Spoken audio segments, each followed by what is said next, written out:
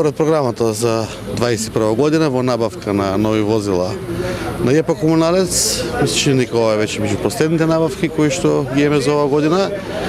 Едната машина е метларка, голема, со интервенции во делот на буливар и улици, чистење, метење и со вакуум пумпа за собирање на прашина, отпадоци и сите други работи.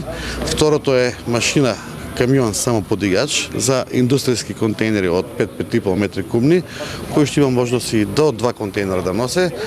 Тоа е еден голем бенефит за јавното предпријатие кој што може да ги обслужува индустријските објекти. И третото е трактор, нов со приколка за потребите на јавното предпријатие Комуналец.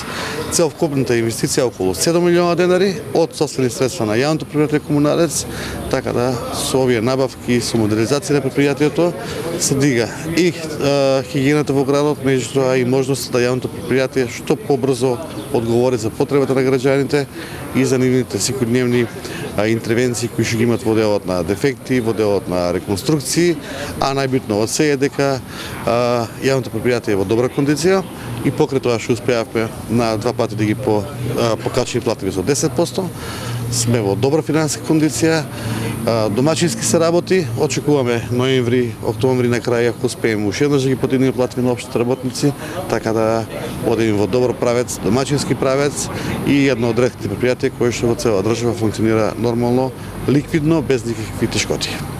Па да, како што кажа градоначалникот, ЕПА Комуналец продолжува со инвестициите во возила. Во овој случај станува збор за 3 возила за потребите на хигиена и истите че придонесат во брзото, во ефикасното работење на ЕПА Комуналец, тоа е со квалитетот на извршувањето на услугите посебно во секторот хигиена.